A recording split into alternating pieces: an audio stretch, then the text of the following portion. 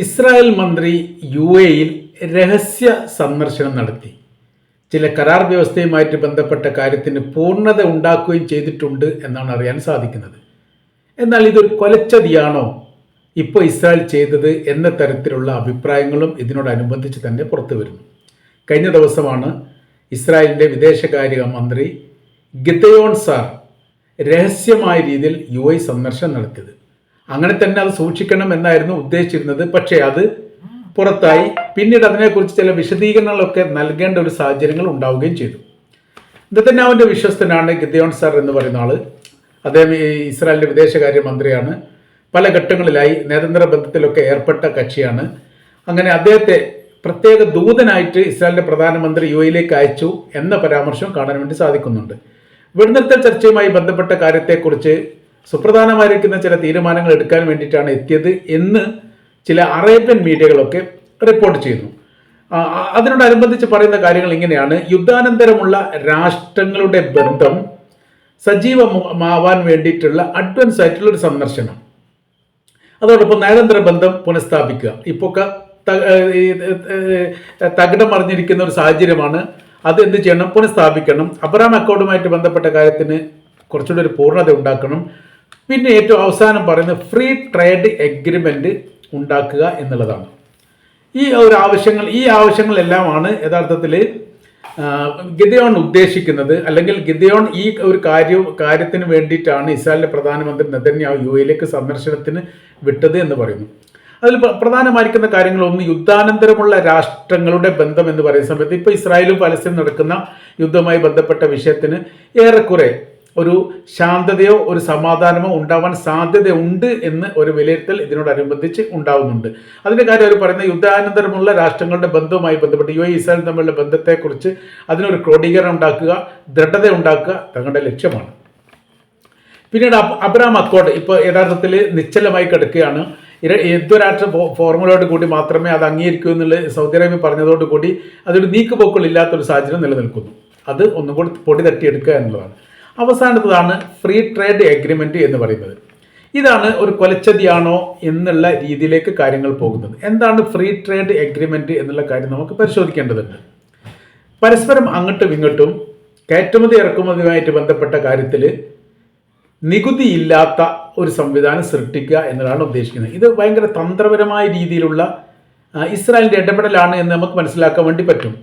കയറ്റുമതി ഇറക്കുമതി ആ വിഷയമായിട്ട് ബന്ധപ്പെട്ട് ഇസ്രായേലിൻ്റെ ഉൽപ്പന്നങ്ങൾ യുഎഇയിലേക്ക് വിൽപ്പനയ്ക്ക് എത്തുകയാണെങ്കിൽ ടാക്സുമായിട്ട് ബന്ധപ്പെട്ട കാര്യങ്ങൾ ഒഴിവാക്കി കൊടുക്കും യുഎഇയുടെ ഉൽപ്പന്നങ്ങൾ ഇസ്രായേലിലേക്ക് ഇറക്കുമതി ചെയ്യുന്ന സമയത്ത് അവരെന്ത് ചെയ്യും? ഇതുമായിട്ട് ബന്ധപ്പെട്ട നികുതി ഒഴിവാക്കുകയും ചെയ്യും.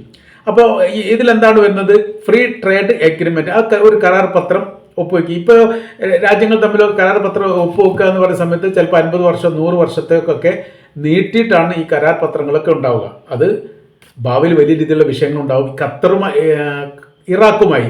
ഇറാഖുമായി സദ്ദാം ഹുസൈൻ്റെ ആ കാലഘട്ടത്തിൽ യുദ്ധമുണ്ടായതിനോട് ശേഷം പുതിയ സർക്കാർ അധികാരത്തിൽ വന്ന സമയത്ത് അവർ 75 വർഷത്തേക്കാണ് കരാർ ഉണ്ടാക്കിയതെന്ന് പറയുന്നു.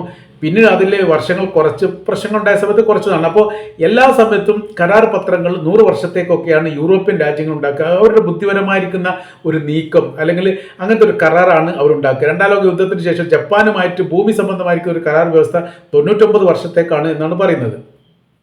ആ ജപ്പാനിൽ നിന്നാണ് അമേരിക്കയുടെ സൈനിക വിമാനം ഇറാനെ ആക്രമിക്കാൻ വേണ്ടി പൊന്തിയത് എന്നുള്ള കാര്യം നമുക്കറിയാവുന്നതാണ്. അതേപോലെ തന്നെ ഈ ക്യൂബയുമായിട്ടൊരു കരാർ വ്യവസ്ഥയുണ്ട്. ആ കരാർ വ്യവസ്ഥ എന്ന് പറയുന്ന സമയത്ത് ഈ പറഞ്ഞ പോലെ തന്നെ 100-150 വർഷത്തേക്കാണ്.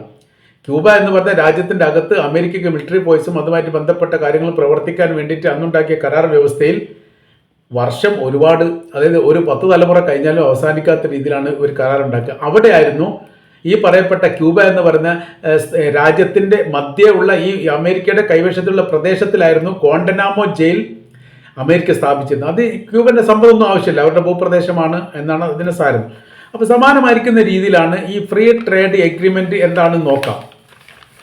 പറയുന്ന കാര്യം ഇങ്ങനെയാണ്: ഇസ്രായേലിൻ്റെ ഉൽപ്പന്നങ്ങൾ ഓപ്പൺ വിപണി പോലെ യുഎഇയിൽ വന്നിട്ട് വിൽപ്പന നടത്താനുള്ള സംവിധാനം. അത് പാലുൽപ്പന്നങ്ങൾ, പച്ചക്കറികൾ, മെഡിസിൻ, ക്ലോത്തും ചപ്പൽസുമായിട്ട് ബന്ധപ്പെട്ടത്, ഇലക്ട്രിക്കലുമായിട്ട് ബന്ധപ്പെട്ടത്, ഇരുമ്പ് നിർമ്മാണവുമായിട്ട് ബന്ധപ്പെട്ട കാര്യങ്ങൾ, മറ്റ് നിർമ്മിത വസ്തുക്കൾ, ഇലക്ട്രിക് പോസ്റ്റുമായിട്ട് ബന്ധപ്പെട്ട കാര്യങ്ങൾ, പിന്നെ വാഹനങ്ങൾ, വാഹനങ്ങൾ മൊത്തത്തിൽ അവിടെ നിർമ്മിതി കുറവാണ്. എന്നാലും നിർമ്മിക്കുന്ന വാഹനങ്ങൾ, അതായത് കൂടുതൽ കറണ്ടിൽ ഈ ഓടുന്ന വാഹനങ്ങൾ, കാറുകളൊക്കെ ഇസ്രായേൽ നിർമ്മിച്ചതുണ്ട്. അതെല്ലാം എന്ത് ചെയ്യാൻ പറ്റും? ഈ പറയപ്പെട്ട ഫ്രീ ട്രേഡ് എഗ്രിമെൻ്റ് പ്രകാരം ഇസ്രായേലിൽ നിന്ന് UAE വിൽപ്പനയ്ക്ക് എത്തിക്കാൻ പറ്റും, ടാക്സ് ഇല്ലാതെ. അത് നമ്മൾ തിരിച്ചു പറയുന്ന സമയത്ത് എന്ത് ഉൽപ്പന്നമാണ് UAE നിന്ന് നിർമ്മിക്കുന്നത് ഇസ്രായേൽ വിൽപ്പന നടത്താൻ വേണ്ടിയിട്ട്? വട്ടപ്പൂജ്യം, ഒന്നുമില്ല. അപ്പോൾ അങ്ങനെ ആ സമയത്ത് ഈ കച്ചവടത്തിൽ ലാഭം ആർക്കാണ്ട്? 100% ലാഭം ഇസ്രായേലിനാണ്. വിറ്റയ്യാത്ത ഉൽപ്പന്നങ്ങൾ അത്രയും UAE പോലെയുള്ള ഒരു ഓപ്പൺ വിപണിയിൽ വളരെ പരസ്യമായ രീതിയിൽ, പ്രത്യേകമായ രീതിയിൽ ടാക്സ് കാര്യങ്ങളില്ലാതെ വിൽപ്പന നടത്താനുള്ള ഒരു സ്വാതന്ത്ര്യം, ഒരു അവകാശം ഈ ഫ്രീ ട്രേഡ് എഗ്രിമെൻ്റ് പ്രകാരം ഇസ്രായേലും UAE ഉണ്ടാക്കുന്നു, അല്ലെ ഉണ്ടാക്കാനുള്ള ശ്രമം ആരംഭിച്ചിരിക്കുന്നു എന്നാണ് മനസ്സിലാക്കേണ്ടത്. കാര്യമായിട്ട് അറബ് രാജ്യങ്ങളിലൊക്കെ കൂടുതൽ ഉണ്ടാകുന്ന കാരക്കയാണ്. ഈ കാരക്ക ഉൽപ്പന്നങ്ങൾ ഇസ്രായേലിന് ആവശ്യമില്ല, കാരണം അവിടെ തന്നെ ഇഷ്ടംപോലെ കാരക്ക ഉണ്ട്. മാത്രമല്ല ഇസ്രായേലിൻ്റെ കാരക്ക ഉൽപ്പന്നങ്ങൾ അറേബ്യൻ വിപണിയിൽ വിൽപ്പന കിട്ടുകയും ചെയ്യും. സാധാരണഗതിയിൽ നോർമൽ കണ്ടീഷനിൽ ഇസ്രായേലിൻ്റെ ഉൽപ്പന്നങ്ങളൊക്കെ വിതരണം ചെയ്യാൻ വേണ്ടി അവർ ഉപയോഗിക്കുന്ന ബുദ്ധിപരമായിരിക്കുന്ന നീക്കം എന്ന് പറയുന്നത് മെയ്ഡ് ഇൻ അമേരിക്ക എന്ന് എഴുതും. ഉൽപ്പന്നങ്ങൾ ഇസ്രായേലിൻ്റെത്, മെയ്ഡ് അമേരിക്കയുടേത്. അപ്പോൾ പിന്നെ വിഷയമൊന്നുമില്ല, ഓപ്പൺ വിപണിയിൽ അത് വിൽപ്പന നടത്താൻ വേണ്ടി പറ്റും. ലാഭമാർക്ക് പോകുന്നു, ഇസ്രായേലിന് പോകുന്നു. അമേരിക്കക്ക് അതുകൊണ്ട് വിഷയമല്ല, അമേരിക്കയുടെ സ്റ്റേറ്റ് ആയിട്ടാണ് ഇസ്രായേലിനെ കാണുന്നത്. ആ രീതിയിലാണ് ഇതിൻ്റെ കച്ചവടം ഇതുവരെ നടന്നത്.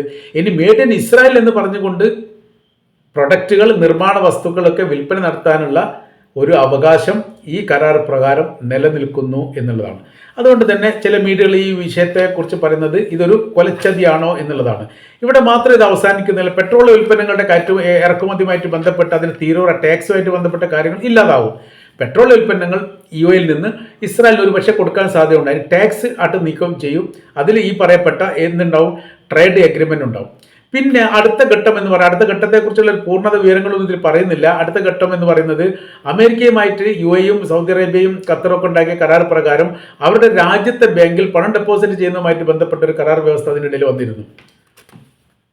അപ്പോൾ വലിയ സാമ്പത്തികം ആ രാജ്യത്തിന് വേണ്ടിയിട്ട് ഇറക്കി കൊടുക്കുക, അത് ബാങ്ക് വഴിയാണ് ചെയ്യുന്നത്. അങ്ങനെ ആ സമയത്ത് അത് ഇൻട്രസ്റ്റുമായിട്ട് ബന്ധപ്പെട്ട കാര്യത്തെക്കുറിച്ചൊന്നും വലിയ താല്പര്യം അറബ് രാജ്യങ്ങൾക്ക് ഉണ്ടാവാൻ സാധ്യതയില്ല. അങ്ങനെ ആ സമയത്ത് അതിൻ്റെ എല്ലാ ലാഭവും അവർക്ക് തന്നെ എടുക്കാൻ വേണ്ടി പറ്റും. ഭീമമായിരിക്കുന്ന സംഖ്യയാണ് നൽകുക. അപ്പോൾ തകർന്നു നിൽക്കുന്ന സാമ്പത്തിക വിപണിയെ വളരെ ശക്തമായ രീതിയിൽ മുന്നോട്ട് കൊണ്ടുപോകാൻ വേണ്ടിയിട്ട് അറേബ്യൻ പണങ്ങൾ ഉപയോഗിക്കും എന്നുള്ള ഉറപ്പാണ്. സമാനമായ രീതിയിൽ ഇസ്രായേൽ ബാങ്ക് ഡെപ്പോസിറ്റ്. ഇതിനിടയിൽ ഇറാൻ്റെ പ്രസിഡന്റ് ഇബ്രാഹിം റൈസി മരണപ്പെട്ടു പോകുന്നതിന് മുമ്പ് ജിദ്ദ ഉച്ചകോടിയായിട്ട് ബന്ധപ്പെട്ട കാര്യത്തിൽ വളരെ പ്രധാനമായിരിക്കുന്ന ഒരു കാര്യങ്ങൾ പറഞ്ഞതിൽ ഒന്ന് ഇതാണ്: നിങ്ങളുടെ പണം, അതായത് അറേബ്യൻ രാജ്യങ്ങളുടെ പണം ഇസ്രായേൽ പോലുള്ള രാജ്യങ്ങളുടെ ബാങ്കിൽ ഡെപ്പോസിറ്റ് ചെയ്യുകയോ അവർക്ക് വിനിമയം നടത്താനോ അതല്ലെങ്കിൽ അവരുടെ വ്യവസായ വളർച്ചയ്ക്ക് വേണ്ടിയിട്ടോ നീക്കം ചെയ്യാൻ പാടില്ല. അതിൽ നിങ്ങൾ ലാഭം വാങ്ങാൻ പാടില്ല. പകരം ഇസ്ലാമിക് സ്റ്റേറ്റുകളിലോ അതല്ലെങ്കിൽ മുസ്ലിം രാജ്യങ്ങളിലോ പണം ഡെപ്പോസിറ്റ് ചെയ്യുന്ന പ്രവൃത്തി ഉണ്ടാകുന്ന സമയത്ത് നമ്മുടെ പണവും സേഫ്റ്റിയാണ്. അതോടൊപ്പം തന്നെ മറ്റൊരു വിഷയം എന്ന് പറയുന്നത് അതിൻ്റെ ലാഭം നമ്മൾക്ക് ലഭിക്കും. ആ രാജ്യം, ആ മുസ്ലിം രാജ്യം സാമ്പത്തികപരമായി ഉയർച്ച ഉണ്ടാവുകയും ചെയ്യും. ഈ ഒരു കാര്യത്തിൽ വളരെ പ്രത്യേകമായിരിക്കും ശ്രദ്ധ ചെലുത്തണം എന്ന് അന്ന് ഇബ്രാഹിം റൈസി പറഞ്ഞിട്ടുണ്ട്. പക്ഷേ ആരും അത് അത്ര പ്രാധാന്യത്തോടെ എടുത്തിട്ടില്ല. അതിൻ്റെ കാര്യം എന്ന് വെച്ചാൽ ഭാവിയെക്കുറിച്ച് ദീർഘദൃഷ്ടിയോടുകൂടി നിരീക്ഷണം നടത്തിക്കൊണ്ടാണ് പല ഘട്ടങ്ങളിലും ഈ ഇറാനെ സംബന്ധിച്ചിടത്തോളം അവരുടെ ആയുധങ്ങളും അവരുടെ നിർമ്മിതികളും അവർ ഭരണ സംവിധാനമായ കാര്യത്തെക്കുറിച്ചൊക്കെ കൃത്യമായ രീതിയിൽ ആലോചിച്ച് ചെയ്യുന്നത്. യൂറോപ്യൻ രാജ്യങ്ങൾ അങ്ങനെ തന്നെയാണ്. ഒരു 10-20 വർഷത്തിന് ശേഷം നടക്കുന്ന സംഭവത്തെക്കുറിച്ച് അവർ അപ്പുറം വരാൻ പോകുന്ന 100 വർഷത്തിന് ശേഷം എന്തൊക്കെ മാറ്റങ്ങൾ ഉണ്ടാവും അതിനനുസരിച്ച് സംവിധാനങ്ങൾ ആദ്യഘട്ടത്തിൽ തന്നെ ഒരുക്കുന്ന ഒരു പ്രവൃത്തി അവർ ചെയ്യാറുണ്ട്. ഇറാൻ ഏറെക്കുറെ അങ്ങനെയാണ്. പക്ഷേ അറബ് രാജ്യങ്ങൾ അത്രത്തോളം മുന്നേറ്റം വന്നിട്ടില്ല എന്നുള്ളതാണ്. ഇപ്പോൾ ഇത് പറയാനുള്ള പ്രധാനമായിരിക്കുന്ന കാര്യം, ഇസ്രായേലിൻ്റെ മന്ത്രി കാര്യമായിട്ട് എന്തിനാണ് UAE രഹസ്യ ചർച്ച നടത്തുന്നത് എന്നുള്ളതാണ്. കാര്യം എന്ന് പറഞ്ഞാൽ ബന്ധങ്ങളെല്ലാം അവസാനിച്ചിരിക്കുന്നു എന്ന് സൗദി അറേബ്യ പറഞ്ഞിട്ടുണ്ട്, UAE ഒക്കെ പറഞ്ഞിട്ടുണ്ട്. അതിൻ്റെ ഇടയിൽ ഇസ്രായേലിൻ്റെ ഒരു വിദേശകാര്യമന്ത്രി UAE സന്ദർശനം നടത്തേണ്ട കാര്യമില്ല. പ്രത്യേകിച്ച് അതിരൂക്ഷമായിരിക്കുന്ന യുദ്ധമാണ് ഇപ്പോൾ ഗസ മേഖലയിൽ നടക്കുന്നത്.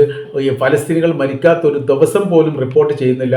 അതിക്രൂരമായ രീതിയിലാണ് അവർ കൊല്ലപ്പെടുന്നത്. അങ്ങനത്തെ വല്ലാത്തൊരു സാഹചര്യത്തിൽ യുദ്ധം അവസാനിപ്പിക്കുന്നതുമായിട്ട് ബന്ധപ്പെട്ട ചർച്ച ചെയ്യേണ്ട UAE അടക്കമുള്ള രാജ്യങ്ങൾ അവരുടെ മന്ത്രിയെ സ്വീകരിക്കുന്നു, അല്ലെങ്കിൽ മന്ത്രിക്ക് വരാനുള്ള അവസര സാഹചര്യങ്ങൾ ഒരുക്കി കൊടുക്കുന്നു എന്ന് പറയുന്നത് രൂക്ഷമായിരിക്കുന്ന വിമർശനത്തിന് വിധേയമാകുന്ന കാര്യം തന്നെയാണ്. അതുകൊണ്ട് തന്നെയാണ് ഈ രഹസ്യമായിരിക്കുന്ന മൊഴി മറ്റേതോ മീഡിയകൾ കണ്ട് കണ്ടതുകൊണ്ടാണ് അത് പുറത്തു വന്നത്. ഇപ്പോൾ അത് വിപുലമായ രീതിയിൽ ചർച്ച ചെയ്യുന്നു. എന്തിനാണ് വന്നത് എന്നുള്ളതിൻ്റെ കൃത്യത ബോധ്യപ്പെടുത്തണമെന്ന് ഇസ്രായേലിനോടും UAE-യോടും സംയുക്തമായിട്ട് തന്നെ പല അറബ് രാജ്യങ്ങളുടെ ദേശീയവാദികളും ചോദിക്കപ്പെട്ടിട്ടുണ്ട് എന്നുള്ളതാണ്. പല മീഡിയക്കാരും അതേക്കുറിച്ചൊക്കെ അഭിപ്രായം പറയുന്നുണ്ട്. എന്താണെന്നുള്ളത് ഒരു കൃത്യത ഇപ്പോഴും വന്നിട്ടില്ല. പറയുന്ന കാര്യം ഇങ്ങനെയൊക്കെ പറയുന്നുണ്ട്. ഫ്രീ ട്രേഡ് എഗ്രിമെന്റ് പറയുന്നുണ്ട്.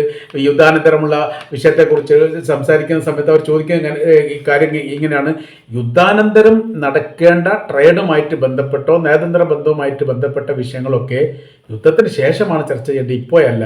ഇപ്പോൾ വന്നതിൻ്റെ കാര്യം മറ്റെന്തോ ആണെങ്കിൽ അത് കൃത്യമായി പറയണം എന്ന് തന്നെയാണ് പല മീഡിയക്കാരും ഈ വിഷയവുമായിട്ട് ബന്ധപ്പെട്ട് അഭിപ്രായപ്പെടുന്നത്.